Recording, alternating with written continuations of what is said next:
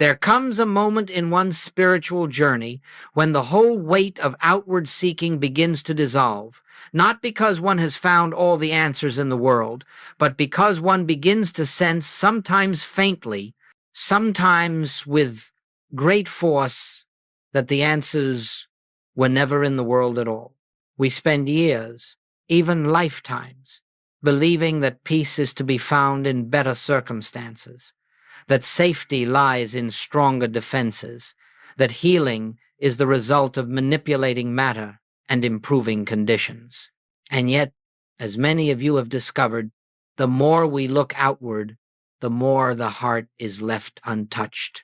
Something in us begins to whisper, there must be another way. And indeed there is.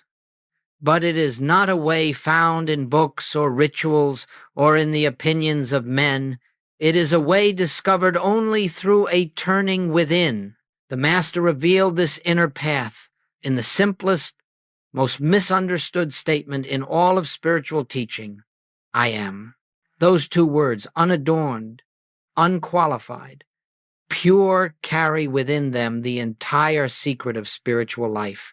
Not I am something, not I am becoming, not I hope to be, but simply I am. For in those words, spoken without attachment to person, there is a recognition that the life we have called mine was never personal life at all, but the infinite expressing itself as individual being. Joel Goldsmith spent his earthly years pointing students back to this simple recognition, teaching that God is not something we reach for, nor a power we invite into our affairs, but the very essence of our own identity. And so this 7-day practice we are embarking upon is not a method, nor a discipline, nor a way to change conditions. It is not an attempt to add truth to the mind or to secure blessings from a distant deity. No, it is a gentle, quiet returning to the source that has never been absent. Practicing the presence is not thinking about God, nor is it praying to God. It is the recognition that the presence is already the life of your being, and that all fear, all lack, all discord arise only when we forget this and identify ourselves with the passing shadows of this world. For the next 7 days, our aim is simple, to make room in consciousness for the awareness of the infinite. Just a crack in the door is enough, a brief pause in the stream of thought, a moment of inner stillness, a quiet acknowledgement of the I that lives itself as you. This is all that is required. As you take these steps, not with strain but with receptivity, you will find that life begins to unfold from within, and the burdens you once carried begin to lighten, not because they have been solved by human effort, but because you no longer carry them as a personal self. Let us begin this journey, then, not as seekers striving toward a distant goal, but as those who are awakening to what has always been true. Rest for a moment in the awareness that the I which hears these words is not the limited person you have believed yourself to be, but the presence itself, eternal, inexhaustible, whole. From this recognition, everything that needs to unfold will unfold, and everything that needs to fall away will fall away, all without your striving. Simply be willing to let the next 7 days reveal what has forever been your own identity. It must be understood from the very beginning that truth, in and of itself, does not transform. If truth alone brought freedom, then anyone who has ever read a scripture or listened to a sermon would walk in perpetual peace. Yet we know this is not so. There are multitudes who can recite profound statements, who can argue theology, who can repeat spiritual principles, and still they suffer, still they fear, still they struggle. And the reason is simple. Truth known with the mind is not truth realized in consciousness. There is an immeasurable difference between the intellectual grasp of spiritual ideas and the living experience of the presence that those ideas point to. We are not on this path to accumulate concepts. We are not here to improve the mind's storehouse of beliefs. The mind, no matter how educated or well-informed, can never reveal God. It can never grasp infinity. It can only produce images, opinions, and memories. But the presence we seek is not of the mind. It is the very essence of being. And so, if we wish to experience God not as a theory, not as a hope, but as the living reality of our own existence, then we must allow consciousness itself to be transformed. This is why practice is necessary. Not to make truth true, but to make truth alive.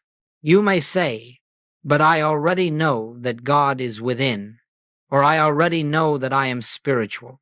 Yes, you may know it, but if the slightest disturbance in the outer world can unsettle your peace, then the knowing has not yet become realization. If the news of the world can frighten you, if the actions of others can anger you, if the body's sensations can dominate your thought, then you are still living from the personal sense of self. And the personal self, no matter how spiritual its language may sound, will always be vulnerable, always be striving, always be seeking somewhere outside itself for what already lies within. Practice, therefore, is not an effort to bring God into our experience. It is the gentle dissolving of all that obscures the awareness of the presence that is already here. Practice is not an attempt to become spiritual. It is the noticing that we have mistakenly believed ourselves to be something other than spirit. Practice is not a discipline imposed upon a reluctant mind. It is the quiet, joyful turning from the noise of the world to the stillness where truth is realized. Even a moment of true recognition, a moment in which the mind falls silent and the feeling of presence rises, does more to transform consciousness than a lifetime of repeating spiritual phrases. And so we practice, not through force, but through willingness, not through ritual, but through receptivity, not to change God, but to yield to God. As we move through the days ahead, you will find that each practice serves a single purpose: to shift your identity from the personal I, which suffers, fears, and struggles, to the infinite I, which is the very life of God expressing as you. When this shift begins, even faintly, something changes. Fear loses its foundation. Lack begins to dissolve. Loneliness softens into presence. And you realize that you have not invited God into your life. You have awakened to the fact that God is your life. This is why we practice, not to attain anything, but to awaken. Before we enter into the specific practices of our 7 days, we must pause for a deeper understanding of what it truly means to practice the presence. For if we misunderstand this foundation, we will reduce the most sacred opening of consciousness to a technique, a ritual, or an attempt to manipulate the outer world. And nothing could be further from the intent of these teachings. Practicing the presence does not mean affirming statements in order to make them true. It does not mean visualizing conditions until they conform to our desires. It does not mean persuading God to act on our behalf, nor does it mean achieving a higher state of mind through willpower or concentration. All of these approaches assume that God is separate from us, that the divine must be summoned or invoked, and that we must make something happen by the activity of thought. But in spiritual truth, God is already the life of your being, and no thought can bring God closer or push God away. The presence is not something to reach for, it is what you already are. The presence is not a power to harness, it is the only power there is. The presence is not a distant deity to appease, it is the I that hears these words. When we practice the presence, we are not adding anything to ourselves, we are letting go of everything that is not ourselves. We are not trying to create harmony, we are noticing that harmony is already the nature of divine being. We are not attempting to free ourselves from fear. We are relaxing out of the false identity that fears. We are not striving to become spiritual. We are recognizing that spirit is the reality of our existence, whether we know it or not. Joel Goldsmith often reminded his students that the presence does not respond to words, thoughts, or formulas. The presence reveals itself in the silence of inner receptivity, when the personal sense of self loosens its grip and we become willing to let God be God.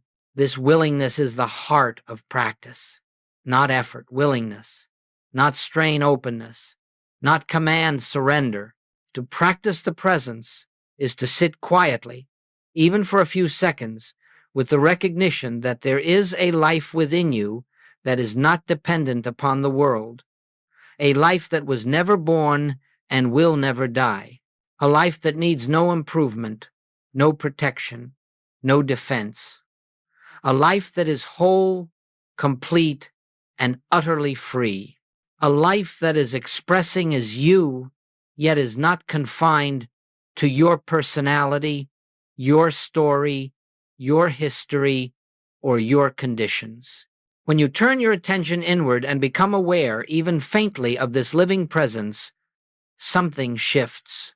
The personal I, with all its fears and demands, begins to fade, and the infinite I, the Christ of your own being, begins to shine through. This is not a mystical event reserved for a few. It is the natural state of every soul when it ceases to identify with the world's appearance and returns to the truth of its source. Therefore, as you move through these 7 days, remember, you are not practicing to make something happen. You are practicing to stop interfering with what is already happening. You are not practicing to bring God into your affairs. You are practicing to recognize that there is no place where the presence is not. You are not practicing to improve the outer life. You are practicing to awaken to the inner life that governs the outer effortlessly. This is the foundation. With this understanding, the simplest pause becomes a doorway into infinity, and the faintest recognition of I am becomes the seed of realization. Everything that follows in the coming days rests upon this sacred truth. God is the I of your being, and practicing the presence is the remembrance of that fact. On this first day, we begin with the simplest and yet most transformative of all spiritual practices, a brief, gentle pause. Do not underestimate the power of this. It is not merely a break in activity. It is a doorway through which you step out of the hypnotism of the personal self and into the awareness of the infinite presence. And you will discover that the smallest opening in consciousness, the tiniest moment of stillness, carries more spiritual potency than hours spent thinking about truth. During this day, I ask only that you pause 2 or 3 times each hour. No technique, no formula, no recitation, simply pause. Let the breath be natural. Let the shoulders release. Let the mind do whatever it wishes to do. And then, in that moment of stillness, turn inward and gently ask, who is aware right now? Do not try to answer the question. Do not search the mind for explanation. Simply rest in the question itself. In that pause, something remarkable occurs. The personal I, the one made of memory and tension, the one that believes itself to be responsible for everything, loses its authority. It softens. It loosens. It becomes transparent. And through that opening, the deeper I, the spiritual I, begins to make itself known. Not through words, not through visions, not through sensation, but through a quiet sense of presence, a stillness that was always there but rarely noticed. This pause is the beginning of liberation from the tyranny of thought. For every fear begins as a thought. Every worry begins as a thought. Every judgment, every impulse, every story you tell about yourself begins as a thought. If you can pause even for a few seconds and observe the mind rather than identify with it, a great truth reveals itself. You are not the mind. You are the awareness in which the mind appears. You are the presence that witnesses the coming and going of thoughts without being touched by them. Joel Goldsmith taught that the mind is not a tool for finding God. The mind is the veil that obscures God. When you pause, the veil thins. When you pause, you step out of the stream of thinking and into the stillness where truth is realized. The pause is therefore not an interruption of your spiritual life. It is the spiritual life. It is the moment in which you return from the world of appearances to the inner kingdom where all harmony, all peace, all supply already exist. As you practice this today, you will notice something subtle but unmistakable. The pause begins to interrupt the habitual reactions of the personal self. A moment of irritation arises, pause. A fear about the future appears, pause. A judgment about yourself or another forms, pause. In each pause, you quietly step back and remember. The I that is aware of this is not disturbed. The I that is aware of this is not afraid.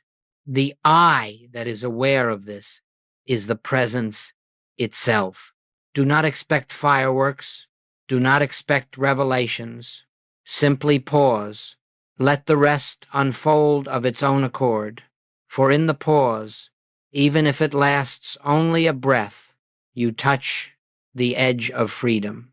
You begin to sense that the true I, the I that Jesus spoke of, the I that Goldsmith devoted his life to revealing, is not the anxious self you have been trying to fix, but the eternal self that needs no fixing at all. Let today be the day you learn to stop for a moment and return to your own being. Let today be the beginning of living not as a person in the world, but as the presence observing the world. One moment at a time, one pause at a time, you are stepping back into the truth of what you are. On this second day, we turn to one of the most sacred disciplines in the entire spiritual path, the watching of the words, I am. For in all of Scripture, in all of mystical teaching, no phrase carries greater significance or greater creative power. When Moses sought the name of the infinite, the answer was not a doctrine, not a philosophy, but this: I am that I am. When the Master spoke, he did not describe God as something separate from himself. He spoke from the divine center. I am the way. I am the life. I am the light of the world. And Joel Goldsmith spent his life revealing that these words were not personal claims, but universal truth. The I that speaks is the presence of God itself. Yet how casually the world uses this sacred name. How unknowingly we attach it to fear, to limitation, to lack, to conditions that have no reality in the kingdom of spirit. I am sick. I am lonely. I am failing. I am not enough. And with each of these statements, we unknowingly bind the infinite to the finite, the eternal to the temporary, the perfect to the imperfect, not in truth, but in our experience. For whatever we associate with the words I am becomes the identity through which we live. Today's practice is simple. You will watch your use of I am, not with judgment, not with condemnation, but with quiet awareness. Whenever you hear yourself say I am, followed by a condition I am tired, I am worried, I am behind, I am overwhelmed, pause. Let the words echo within you and gently recognize these are not true of the I that I am. These are statements about a passing appearance, not about the life that witnesses the appearance. Do not try to correct the statement quickly. Do not rush to replace it with something positive. Instead, rest for a moment in the recognition that the I which observes the condition is not the condition. The I that says I am tired is the infinite aware of a temporary sensation. The I that says I am lacking is the infinite witnessing a passing belief in limitation. The I is never tired. The I is never lacking. The I is never afraid. The I is the presence of God. As you observe this throughout the day, you will begin to see how unconsciously you have been affirming the false identity. You will notice how often you have spoken as though the body were the self, as though the emotions were the self, as though circumstances had power over the self. And each time you notice this, something quiet begins to awaken. The recognition that your true identity cannot be defined by the world's conditions. At the end of each observation, let a gentle inner correction arise, not an affirmation, not a forced statement, but a recognition. The I that I am is infinite presence. The I that I am is untouched. The I that I am is whole. Let this recognition be soft, unhurried, without strain. You are not trying to change anything. You are reclaiming the sacred name of your being. You are acknowledging that the I which watches the mind, the I which notices the emotions, is the same I that Jesus spoke from, the same I that is the life, substance, and activity of God. As you do this, slowly, quietly, your sense of identity will shift. The burden begins to lift, not because conditions have changed, but because you are no longer identifying the infinite with the finite. You are withdrawing the power you once gave to appearances. You are standing in the truth of your being. Let this day be a day of sacred awareness. Every time you speak, I am, pause. Feel the holiness of that phrase, and let it remind you that the true I, the only I, is the presence of God expressing as your individual consciousness. This is the beginning of freedom from the false self, the beginning of living from the Christ within. On this third day, we take a step deeper into the heart of the spiritual life. For now, we are no longer merely observing the misuse of the sacred name. We are beginning to rest in the truth of that name itself, to sense, even faintly, the impersonal I that is the foundation of all spiritual realization. This is the day in which we begin to taste the difference between thinking about God and resting in God, between knowing that I am is divine and sensing the living reality of that truth within ourselves. Set aside 10 minutes morning, midday, and evening. Sit quietly, without urgency, without expectation. Let the mind be whatever it wishes to be. Let the body relax. Let the world go its own way. And then, in that sacred stillness, gently bring your attention to the simple recognition, I am. Do not add anything to it. Do not complete the sentence. Do not qualify or interpret it. Just rest in the bare awareness of being. What you will begin to notice is subtle but profoundly important. As you rest in I am, you will discover that this I is not the personal sense of self that you have habitually identified as me. It is not the one with opinions, memories, likes, dislikes, fears, or ambitions. It is not the one who worries about tomorrow or regrets yesterday. The personal sense of self may still be present, but as you remain quiet, you begin to sense that it is something you observe, not something you are. The I that you rest in is impersonal, infinite, silent, and free. It was present before thought appeared, and it remains after thought subsides. It does not change with circumstance, nor does it rise or fall with emotion. It simply is. This recognition is the beginning of Christ consciousness. Not a vision, not an experience, not a dramatic event, but the quiet awareness that the I of you is not the personal self you have been trying to repair. The I of you is the same I that lived as Jesus, the same I that breathed as the prophets and mystics, the same I that is the life of every individual on earth. It is the presence individualized yet never divided. As you sit in this awareness, you may notice that the mind attempts to pull you back into language. I am peaceful. I am loved. I am one with God. Do not fight these thoughts, but gently release them. Even the most beautiful spiritual thought is still a thought, and our purpose today is to return to the pure awareness of being, where words cannot enter and concepts lose their grip.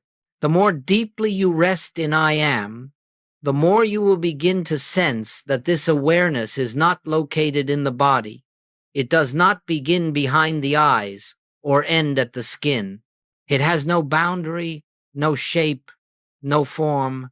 It is everywhere and nowhere. It fills the room and extends beyond it. It contains the world, yet is untouched by the world. This is why Joel Goldsmith often said that God is the eye of your being. For this innermost I, the one that cannot be seen, cannot be grasped, cannot be defined, is the presence that lives itself as you. Let this day be a day of resting, not striving, not seeking, not reaching, just resting. For in the resting, the personal sense of self grows quiet, and the infinite begins to shine through. You will not make this happen. You will simply allow it. And as you continue this gentle practice, you will discover that the more you rest in the impersonal I, the more life flows harmoniously, effortlessly, and without conflict. Not because you have controlled anything, but because you have ceased to interfere. Today, do not try to achieve spiritual realization. Instead, let realization reveal itself. Let the I that you truly are rise into awareness. Let the silence speak. Let the stillness be its own fulfillment. For the I am is not something you become. It is what you have always been. On this fourth day, we enter a realm of practice that many students overlook, yet without it, no one can come into the fullness of spiritual realization. Up to this point, we have been turning inward, discovering the impersonal I that is the life of our being. But now we must extend this recognition outward, for the presence that animates us is the same presence that animates every individual we meet. Until this truth becomes the basis of our seeing, we will continue to experience conflict, fear, and separation. And where there is separation, there can be no true realization. As you move through this day, every person becomes your spiritual opportunity. Whether you speak to them or merely pass them on the street, whether you approve of them or feel resistance toward them, whether they inspire affection or stir discomfort, pause and quietly recognize this one, too, is the I am.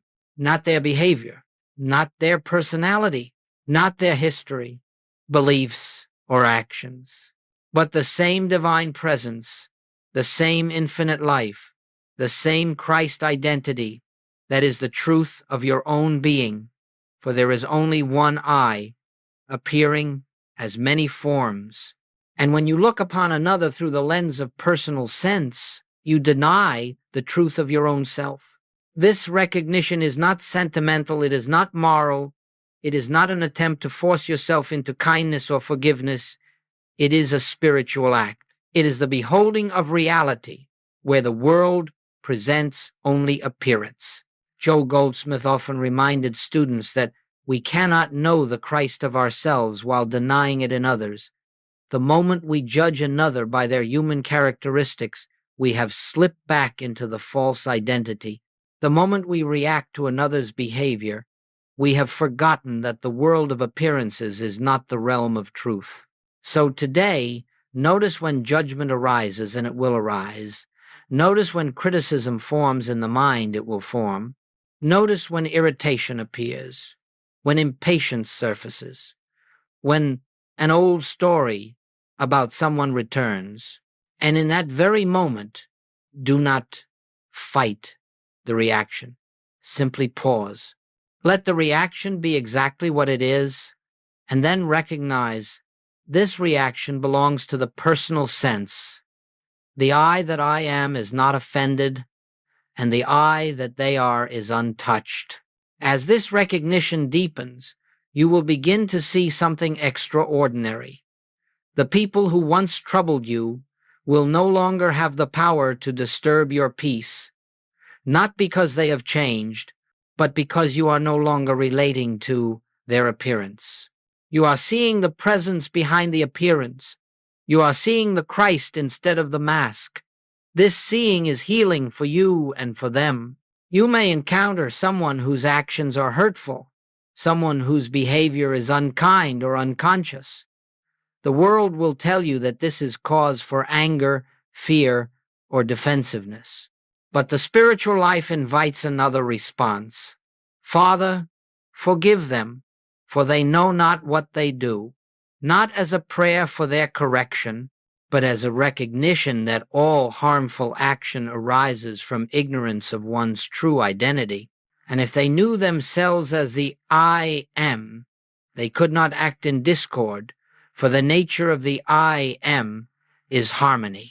Do not misunderstand. Recognizing the Christ in another does not mean allowing misuse, nor does it mean abandoning wisdom or boundaries. This recognition simply means that you no longer grant reality to the appearance. You see beyond it. You know the truth. And because you know the truth, you react not from fear, but from presence. Let this day be a day of sacred seeing. Let every face you encounter remind you of the one life expressing in infinite form. Let every conversation be an opportunity to behold the presence, even if silently, even if only for a moment. And you will discover a profound secret. When you recognize the I am in another, your own realization deepens, for there is only one I being recognized. As you practice this, the sense of isolation begins to dissolve. Loneliness fades, not because you are surrounded by people, but because you are recognizing the one self appearing. As many, judgment softens, fear loosens, and the heart becomes spacious enough to hold the world without resistance. For the world you see is the world you perceive through the eyes of the I am. And when you behold the Christ everywhere, the Christ becomes the reality of your own experience. Having spent the first 4 days turning inward, watching the sacred name, resting in the impersonal I, and beholding the Christ in all, we now come to the final movement of our 7-day journey, the unfolding of the presence in the practical affairs of daily living. For truth realized within must eventually express without, not as manipulated conditions nor as human achievement, but as the natural harmony of a consciousness aligned with its source. These next 3 days, devoted to health, to supply, and to guidance, are not new practices so much as deeper recognitions of what has already begun to reveal itself. Day 5, Health. The I that I am cannot be sick.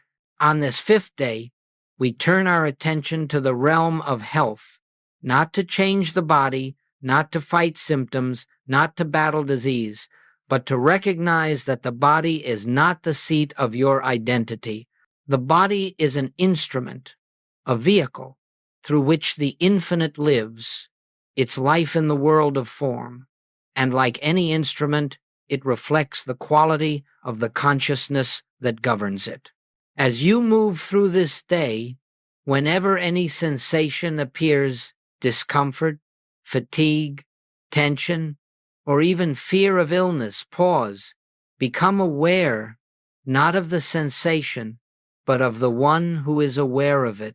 Bring your attention gently to the recognition.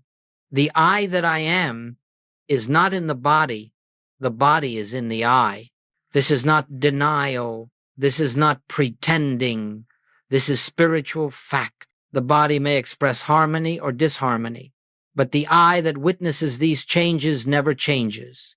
The I is perfect life. The I is the divine substance. The I is untouched by pain, decline, or disease.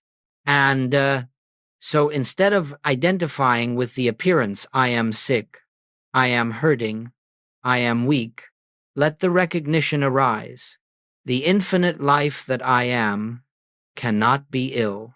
Then rest. Do not attempt to force healing. Do not attempt to visualize wholeness. Simply rest in the awareness that health is not something to achieve, but something to reveal. Healing occurs not when we fix the body, but when we cease to identify the body as ourself. And as you continue this practice, you will notice a quiet shift. The fear surrounding symptoms begins to dissolve. The urgency to fix the body relaxes. And in that relaxation, the body often responds naturally, aligning with the harmony already present in the deeper I. Day 6. Supply. I am is my source. On the 6th day, we address the area that burdens so many hearts: supply, money, livelihood, opportunity, security. The world teaches that supply comes from external channels, from employers, clients, investments, people, circumstances. And when we believe this, fear becomes our companion, for the world's channels are always changing. But Joel Goldsmith taught a profound truth. You do not live by effect, you live by source. And that source is not outside you, it is the I am of your being. Throughout this day, whenever thoughts of lack or fear arise, whenever you find yourself worrying about resources, pause and gently recognize, I am not sustained by the world. I am sustained by the infinite. Not as a statement of hope, but as a recognition that the presence within you is the only real source of all that appears as supply. The forms change, jobs change, people change, circumstances shift, but the source never diminishes, never fails, never withholds. If a channel closes, give thanks. It only indicates that another channel, more aligned with your unfolding consciousness, is preparing to open. But do not look for the new channel. Look only to the source. When you rest in the I am, the right channels reveal themselves in ways you could not have planned. Let this day be one of inner abundance, not affirmations of abundance, but recognition that abundance is the nature of the infinite, expressing itself as you. You will find that as fear loosens its grip, ideas emerge, opportunities unfold, and supply flows without the strain that accompanies personal effort. Day 7, guidance. The presence goes before me. On the 7th day, we turn to guidance, the quiet direction of life that emerges not from mental planning, but from the wisdom of the presence itself. The personal self is always trying to decide, to choose, to predict, to control. But the I that we have been resting in these past days does not plan. It unfolds, it reveals, it goes before us. Today, before any action, decision, or communication, pause. Let the mind grow still and gently acknowledge. The presence goes before me to make the way straight. This is not a request for guidance. We do not ask the infinite to do what it is already doing. This is a recognition that guidance is as natural as breathing, as effortless as the rising of the sun. It is the function of the I to reveal the next step, the next word, the next movement. You will notice that as you cultivate this awareness, decisions become easier, confusion begins to dissolve, the sense of having to figure things out diminishes. You find yourself moving with an ease that does not come from effort, but from trust.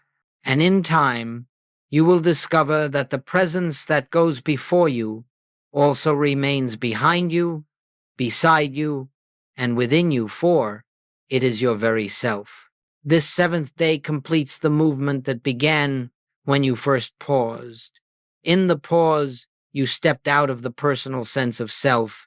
In the resting, you touched the infinite.